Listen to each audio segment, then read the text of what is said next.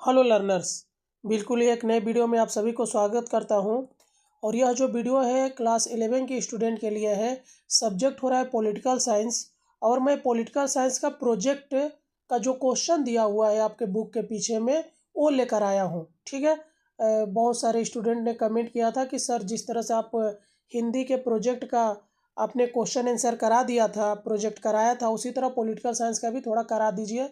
और कोई कोई स्टूडेंट मेरे को क्वेश्चन भी सेंड किए थे, तो मैं वो क्वेश्चन को सोल्व करके आपके सामने लेकर आ गया हूँ। जैसा कि आपने थंबनेल में देखा ही है कि इस बार इस वीडियो में मैं 3 क्वेश्चन को कंप्लीट करूँगा। वीडियो थोड़ा बड़ा हो सकता है, तो आप लोग वीडियो को स्किप करके नहीं देखोगे, नहीं तो बहुत सारा जो पॉइंट है आप मिस कर जाओगे। ठीक है। यदि आप इसका पीडीएफ चाहते हैं तो इस वीडियो के डिस्क्रिप्शन में मेरा व्हाट्सअप नंबर दिया गया है, वहाँ से जुड़कर कुछ टर्म्स एंड कंडीशन पर आपको पीडीएफ जरूर प्रोवाइड किया जाएगा। साथ ही साथ आप वीडियो को लाइक कर दीजिए, कमेंट करके बताइए कि आप वेस्ट बंगाल के किस डिस्ट्रिक्ट से मेरे इस वीडियो को देख रहे हैं। थोड़ा अभी मेरा हेल्थ इशू चल रहा है, वेदर जो चेंज हुआ है, ठंड का मौसम आ गया है तो तबीयत ख़राब है। फिर भी बहुत सारे स्टूडेंट लगातार कमेंट कर रहे हैं कि सर आप प्लीज़ वीडियो अपलोड करिए, प्रोजेक्ट कराइए। तो मेरे को लगा कि प्रोजेक्ट कराना ज़्यादा ज़रूरी है, क्योंकि ये आपको मार्क्स दिलाएगा। 10 मार्क्स का आपका इस बार का प्रोजेक्ट होगा सेमेस्टर 2 में भी। तो चलिए हम लोग वीडियो को शुरू करते हैं। हमारा पहला प्रश्न है, जैसा आप देख रहे हैं कि मौलिक अधिकार किसे कहते हैं। थोड़ा यहाँ पे मिस प्रिंट हुआ है। मौलिक अधिकार किसे कहते हैं? मौलिक अधिकार के अर्थ और उनके प्रकारों के बारे में विस्तार से लिखे। प्रत्येक अधिकार के अनुच्छेद के बारे में लिखे।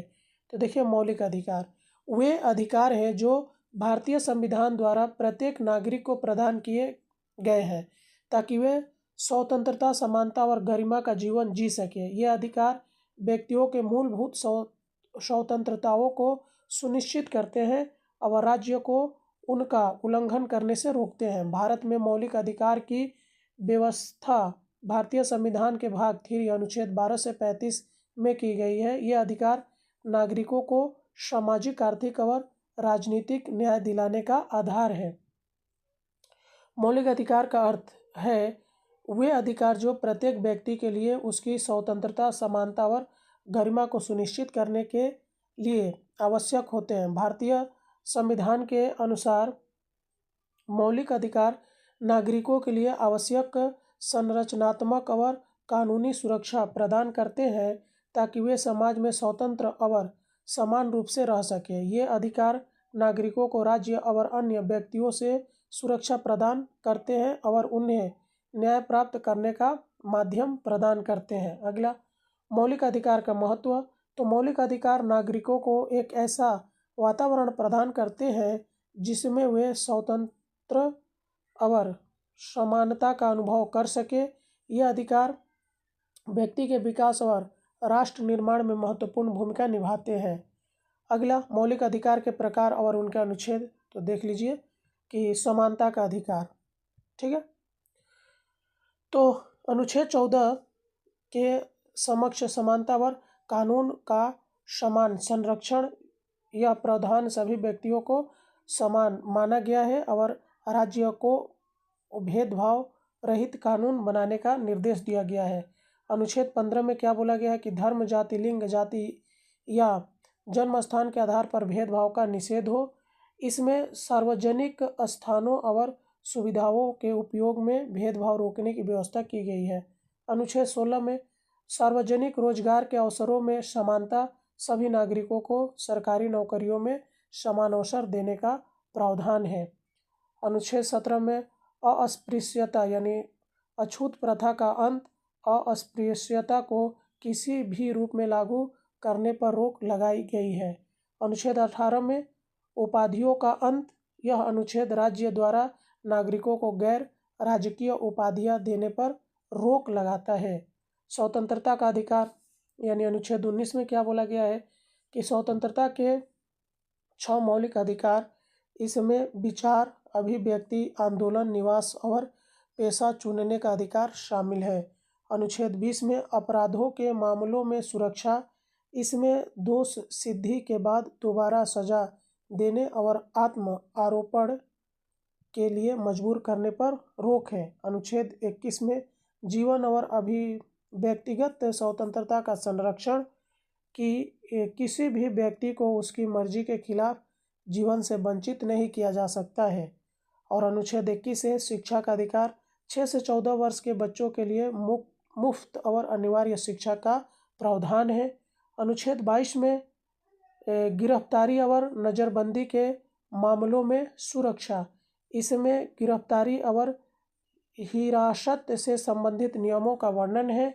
शोषण के विरुद्ध अधिकार यानी अनुच्छेद 23 में क्या है कि मानव व्यापार और जबरन श्रम का निषेध, इसमें बाल मजदूरी और अन्य प्रकारों के शोषण पर रोक है। अनुच्छेद 24 में 14 वर्ष से कम उम्र के बच्चों से कारखानों या खतरनाक कामों में रोजगार पर आपका प्रतिबंध है। धार्मिक स्वतंत्रता का अधिकार, अनुच्छेद 25 धर्म की स्वतंत्रता का अधिकार, इसमें किसी भी धर्म को मानने, उसका पालन करने और प्रचार करने का अधिकार शामिल है। 26 धार्मिक कार्यों के प्रबंधन का अधिकार, इसमें धार्मिक संस्थानों के प्रबंधन का प्रावधान है। अनुच्छेद 27 में धार्मिक प्रचार के लिए करों के भुगतान पर रोक है। अनुच्छेद 28 में धार्मिक शिक्षा की स्वतंत्रता, इसमें सरकारी शिक्षण संस्थानों में धार्मिक शिक्षा देने पर रोक है। संस्कृति और शिक्षा का अधिकार, अनुच्छेद 29 में कि अल्पसंख्यकों को अपनी संस्कृति संरक्षित करने का अधिकार है। अनुच्छेद 30 में अल्पसंख्यक संस्थानों की स्थापना और प्रबंधन का अधिकार है। संवैधानिक उपचारों का अधिकार, अनुच्छेद 32 मौलिक अधिकारों के संरक्षण के लिए अदालत में याचिका दायर करने का अधिकार है। इसे मौलिक अधिकार की आत्मा कहा जाता है। इस अनुच्छेद के तहत सर्वोच्च न्यायालय और उच्च न्यायालयों को वृत्त अधिकार पत्र जारी करने की शक्ति दी गई है। आगे आप हवेयस कार्पस, किसी को गैर कानूनी हिरासत से मुक्त करने का आदेश है। मैडमस, सरकारी अधिकारी को उसके कर्तव्य का पालन करने का आदेश है। शटियोरारी, निचली अदालत के फैसले की समीक्षा है। प्रोहिबिशन, निचली अदालत को न्याय क्षेत्र से बाहर जाने से रोकना है। आगे क्यू वारेंटो, किसी व्यक्ति के सरकारी पद पर अधिकार की जांच है। मौलिक अधिकारों की सीमाएं, मौलिक अधिकार निरपेक्ष नहीं है। संवैधानिक संशोधन, संसद अनुच्छेद 368 के तहत मौलिक अधिकारों में संशोधन कर सकती है। आपातकालीन स्थिति, आपातकाल के दौरान अनुच्छेद 19 सहित कुछ अधिकार निलंबित किए जा सकते हैं। न्यायिक समीक्षा यानी सर्वोच्च न्यायालय और उच्च न्यायालय अधिकारों के उल्लंघन के मामलों की समीक्षा कर सकते हैं। और निष्कर्ष देख लीजिए, मौलिक अधिकार भारतीय लोकतंत्र का आधार है। ये नागरिकों के सामाजिक और आर्थिक विकास को सुनिश्चित करते हैं। हालांकि इन अधिकारों के साथ कर्तव्यों का पालन करना भी नागरिकों की जिम्मेवारी है। ठीक है, तो यहाँ पर हमारा एक प्रश्न खत्म हो जाता है। दूसरे प्रश्न को आप लोग देख लीजिए फटाफट कि दूसरे प्रश्न में हमारा क्या दिया गया है कि लोकतंत्र में मीडिया की भूमिका को लिखो। ठीक है, यानी role of media in democracy. लोकतंत्र में मीडिया की भूमिका, तो लोकतंत्र में मीडिया को चौथा स्तंभ कहा जाता है। यह एक ऐसा माध्यम है जो जनता और सरकार के बीच संवाद स्थापित करता है, सरकार की गतिविधियों पर निगरानी रखता है और जनता की समस्याओं और उनकी राय को व्यक्त करता है। मीडिया का उद्देश्य केवल सूचनाओं को साझा करना नहीं बल्कि लोकतंत्र को सशक्त बनाना है और समाज में पारदर्शिता, जागरूकता और जिम्मेदारी को बढ़ावा देना भी है। मीडिया का महत्व लोकतंत्र में, सूचना का स्रोत, मीडिया जनता तक महत्वपूर्ण राष्ट्रीय और अंतर्राष्ट्रीय सूचनाएं पहुंचाने का कार्य करती है। यह लोगों को राजनीतिक, सामाजिक, आर्थिक और सांस्कृतिक मुद्दों से अवगत कराती है। जवाबदेही सुनिश्चित करना, मीडिया सरकार की गतिविधियों की समीक्षा करती है और उन पर सवाल उठाकर जवाबदेही सुनिश्चित करती है। यह नागरिकों को उनकी सरकार के कार्यों और नीतियों का आकलन करने में मदद करती है। लोकतांत्रिक संवाद को बढ़ावा। मीडिया विभिन्न विचारों और मुद्दों को उजागर करके समाज में संवाद का माध्यम बनती है। यह जनता को उनके अधिकारों और कर्तव्यों के प्रति जागरूक करती है। न्याय और समानता को प्रोत्साहन। मीडिया सामाजिक असमानता, भ्रष्टाचार और अन्याय को उजागर करके न्याय और समानता को बढ़ावा देती है। जनता की आवाज़। मीडिया लोगों की समस्याओं, शिकायतों और विचारों को सरकार तक पहुंचाने का काम करती है। मीडिया की लोकतंत्र में भूमिका। शिक्षा और जागरूकता। मीडिया जनता को शिक्षित करती है और लोकतांत्रिक प्रक्रियाओं में उनकी भागीदारी सुनिश्चित करती है। मतदान के महत्व को समझना, संवैधानिक अधिकारों की जानकारी देना।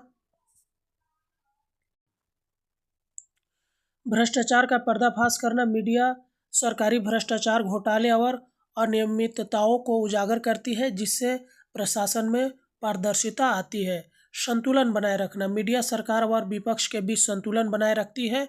यह किसी एक पक्ष की ओर झुकाव किए बिना निष्पक्ष रिपोर्टिंग का काम करती है। समाज का दर्पण। मीडिया समाज में हो रहे बदलावों, समस्याओं और आवश्यक सुधारों को उजागर करती है। उसके बाद है संकट की स्थिति में भूमिका। आपदा या संकट के समय जैसे महामारी, युद्ध या प्राकृतिक आपदाओं में मीडिया महत्वपूर्ण सूचना का माध्यम बनती है। उसके बाद मीडिया की चुनौतियां और सीमाएं। पक्षपातपूर्ण रिपोर्टिंग। कई बार मीडिया निष्पक्षता छोड़कर किसी राजनीतिक दल या विचारधारा का समर्थन करती है, जो लोकतंत्र के लिए हानिकारक है। फेक न्यूज़ का प्रसार। आधुनिक डिजिटल युग में गलत सूचनाएं और अफवाहें फैलाना एक बड़ी समस्या बन गई है। उसके बाद है कारपोरेट नियंत्रण। मीडिया पर बड़ी कंपनियों और आर्थिक समूहों का प्रभाव बढ़ता जा रहा है, जो इसे स्वतंत्र रूप से कार्य करने से रोकता है। संवेदनशीलता की कमी।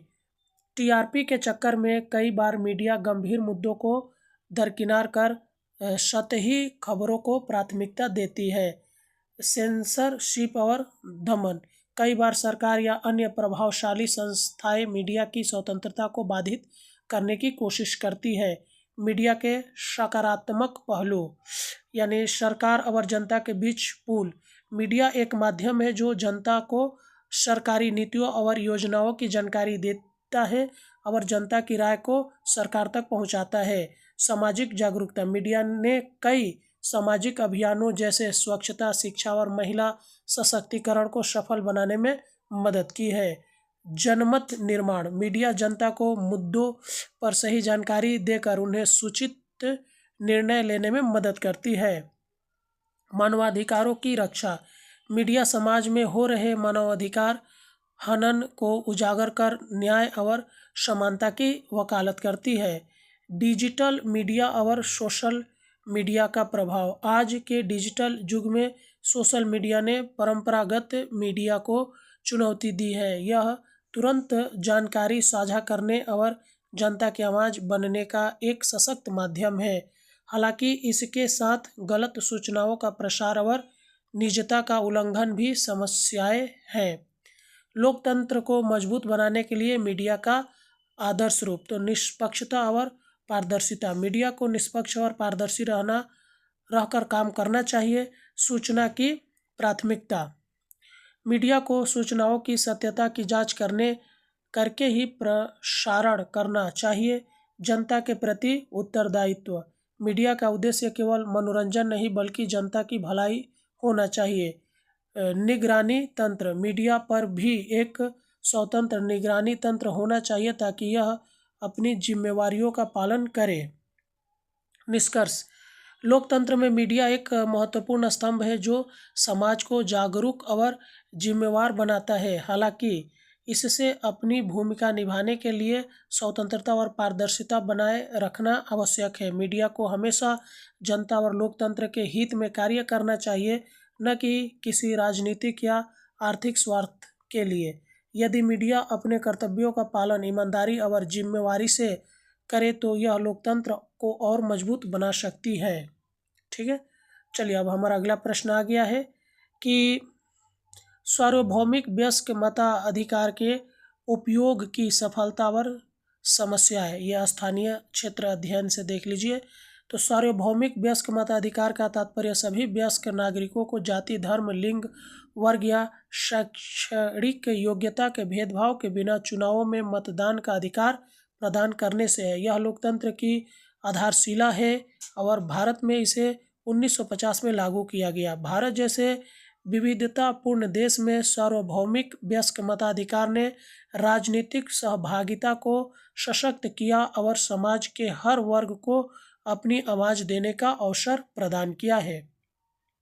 सार्वभौमिक वयस्क मताधिकार की सफलता, राजनीतिक जागरूकता में वृद्धि। सार्वभौमिक वयस्क मताधिकार ने नागरिकों को अपने मत का महत्व समझने और चुनाव में भाग लेने के लिए प्रोत्साहित किया है। स्थानीय स्तर पर पंचायत और नगर निगम के चुनाव में भागीदारी बढ़ी है।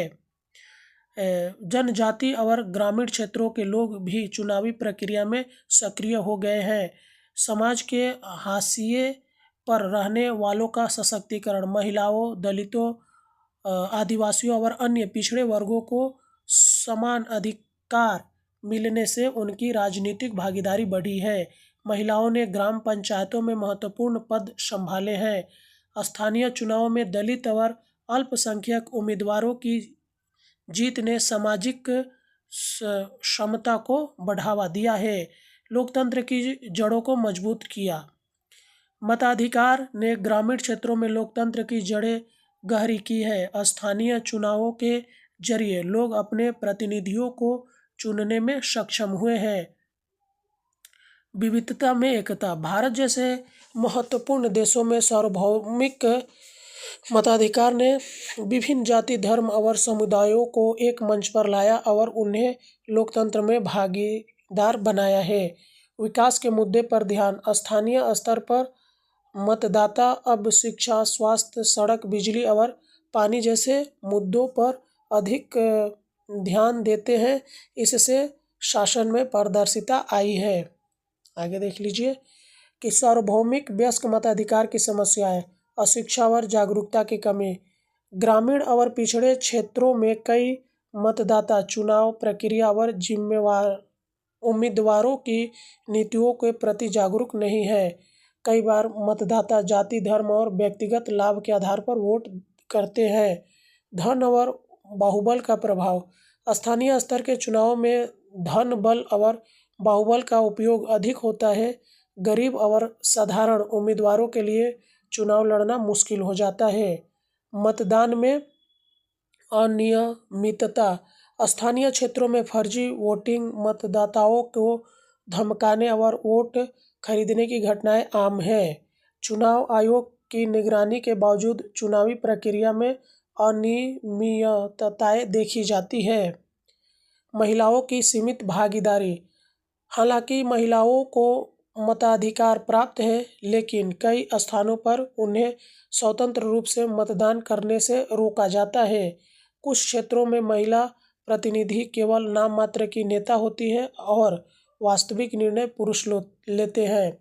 जातिवाद और सांप्रदायिकता, स्थानीय चुनाव में जातिवाद और सांप्रदायिकता का प्रभाव अधिक रहता है। मतदाता अक्सर जातीय और धार्मिक आधार पर वोट देते हैं, जिससे विकास के मुद्दे पीछे छूट जाते हैं। राजनीतिक अपरिपक्वता, कई बार मतदाता चुनावों को एक जिम्मेदारी के बजाय मात्र औपचारिकता मानते हैं। राजनीतिक दल भी विकास के मुद्दों पर चर्चा करने के बजाय भावनात्मक मुद्दों को प्राथमिक देते हैं। मतदान प्रतिशत में कमी, शहरी और ग्रामीण दोनों क्षेत्रों में मतदान का प्रतिशत कई बार कम रहता है, जिससे लोकतांत्रिक प्रक्रिया कमजोर होती है। स्थानीय क्षेत्र का अध्ययन, स्थानीय क्षेत्रों में सार्वभौमिक वयस्क मताधिकार के प्रभाव को देखा गया है। ग्राम पंचायतों में बदलाव, ग्रामीण क्षेत्रों में महिलाएं और दलित सरपंच बनने लगे हैं, जिससे समाज में सकारात्मक बदलाव आया है। कई ग्राम पंचायतों ने शिक्षा और स्वास्थ्य के क्षेत्र में सुधार किए हैं। शहरी निकायों का विकास, नगर निगम और नगर पालिका के चुनावों में नागरिक सक्रियता बढ़ी है। स्वच्छ और बुनियादी ढांचे के विकास में सुधार देखा गया है। चुनौतियां: फर्जी मतदान और धन बल का उपयोग छोटे शहरों और ग्रामीण क्षेत्रों में समस्याएं पैदा करता है। जातिगत समीकरणों के कारण कई बार योग्य उम्मीदवारों को हार का सामना करना पड़ता है। सुझाव और समाधान: शिक्षा और जागरूकता बढ़ाना। मतदान के महत्व को समझाने के लिए जागरूकता अभियान चलाने चाहिए। स्थानीय स्तर पर राजनीतिक शिक्षा को बढ़ावा दिया जाए। महिलाओं की भागीदारी बढ़ाना। महिलाओं को स्वतंत्र रूप से मतदान करने और चुनाव लड़ने के लिए प्रोत्साहित किया जाए। धन और बाहुबल पर नियंत्रण। चुनाव आयोग को धन और बाहुबल के उपयोग पर सख्त कार्रवाई करनी चाहिए। जाति और सांप्रदायिकता को खत्म करना। मतदाताओं को जाति और धर्म से ऊपर उठकर विकास के मुद्दे पर वोट देने के लिए प्रोत्साहित करना चाहिए। मतदान प्रक्रिया को मजबूत करना। चुनावी प्रक्रिया में तकनीकी साधनों का उपयोग कर पारदर्शिता बढ़ाई जाए। सभी नागरिकों के लिए मतदान को अनिवार्य किया जाए। ठीक है, अब निष्कर्ष देख लीजिए कि सार्वभौमिक वयस्क मताधिकार ने भारतीय लोकतंत्र को मजबूत करने में महत्वपूर्ण भूमिका निभाई है।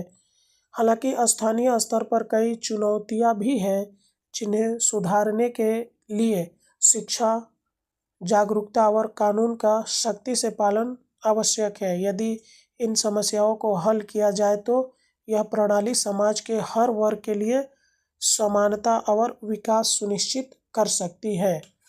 तो चलिए, यहाँ पर मैंने 3 प्रश्नों का उत्तर दे दिया हूँ। अगर अभी तक आप वीडियो देख रहे हैं, लाइक नहीं किए तो लाइक कर दीजिए। चैनल सब्सक्राइब नहीं किया तो सब्सक्राइब करके रखिए। इस चैनल से आपको सेमेस्टर 2 में तो हेल्प मिल ही रहा है, 3 और 4 में भी मिलेगा। मिलते हैं किसी और वीडियो में, तब तक के लिए जय हिंद।